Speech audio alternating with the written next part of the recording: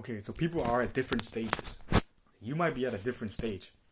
So what I'm talking about right now is how you can leverage exams to really bring your life back into what you want it to be, to fulfill its potential. Exams, it's not all bad because exams, you can leverage it by thinking about what it is, right? It's an exam, there's a deadline. And now you have a reason to get out of bed instead of using your phone. No one talks about this. I've never heard anyone talk about that to me, because you can really leverage exams. Cramming, okay, I don't know about cramming. I'll talk about cramming later on. But exams, leverage it, use it to get out of bed. Now you have a reason to do the work. And while you're doing the work, you want to be able to, stuff like that, okay. But while you're doing the work, right, you can start to input little details. You start to realize, as you start learning, you start to realize these are actually fun. Because learning, intrinsically, it is very fun. It's a process that makes you feel smarter.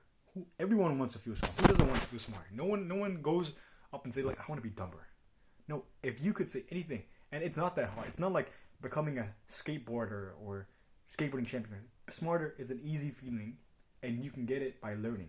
And that makes you feel happy about learning. And you can use this in so many ways to develop new habits and everything else, right? Exams.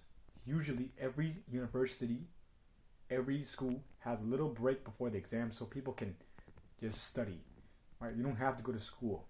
And now, what do you have? Time. And when you have time, there's so many things you can do. Now you can start to realize what you want to do. Little habits that you want to do. Alright. Right? This is the first stage. Usually people end up using their phone a lot at this stage. Like, you're in bed, you don't want to get out of bed. Happens to everyone. It happened to me as well. Happens to everyone. Right? And you have to find your reason to get out of bed.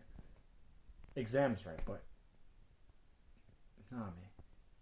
You have to realize exams, right? You have exams now. That's a good reason. That's one reason. And you have to realize how bad it is to actually use Instagram, even for 10 minutes. Because in that 10 minutes, you can make a huge difference. Meditation for 5 minutes. You don't even have to do it for 10 minutes. 5 minutes, it'll change your life. Okay, right? How does it actually change? How does it actually fucking change your life? No one fucking talks about this. People tell you to meditate. Oh, this. No. It's about refocusing training. It's your training your ability to focus. That's where it is. That's where it comes from. Right? Meditation is a form of training your ability to focus. It's called refocusing training. You meditate to focus. If you don't know how to meditate, you can always search up guided meditation for focus. That's what I always search up on YouTube. And I do that for 10 minutes. And that's it. And that's way more consequential than going on your phone for 10 minutes. Because in that 10 minutes, you start to realize the little intricacies in your room or how you feel. And you start to realize, my mind is not scattered anymore. I can actually think about one thing and I won't lose focus. And I can actually think for a while. That's what meditation does to you.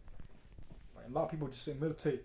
All these gurus meditate for 5 minutes every morning, but they don't tell you why you should actually meditate. This is I can go in depth about meditation, but I'll leave that for another video, right? But you have to realize this is a step-by-step guide for how to unfuck your life, right? People are at different stages, right? First of all, you may have getting out of bed, getting into control of after once you get out of bed, right? You are at different stages. You have to realize people are at different stages.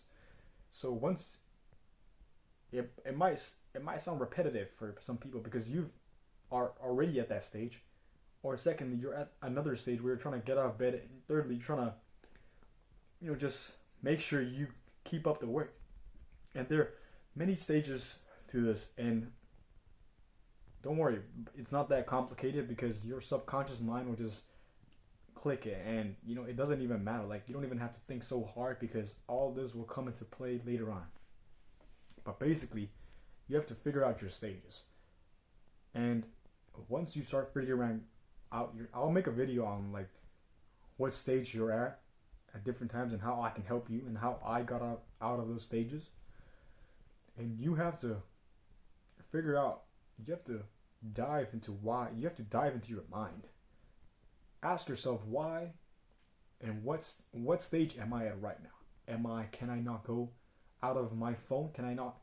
Is my phone glued to my face and I can't unglue it, Because firstly, these questions are trivial. A lot of people have asked these questions and there are so many solutions.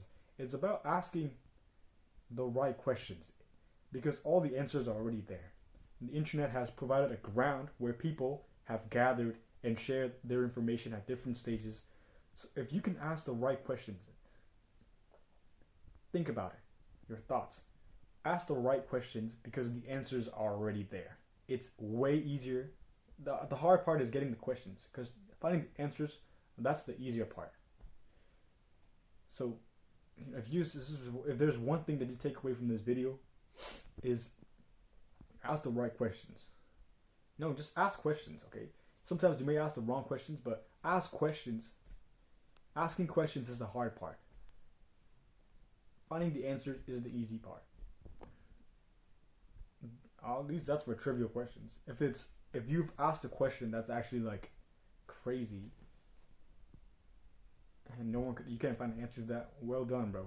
That's actually like a research type of question. Like it's actually really hard and no one's been able to answer that. So you might have to invest a lot of time into that, but you don't have to. Things like these, procrastination stuff, there is an answer to this. And it's an easy answer.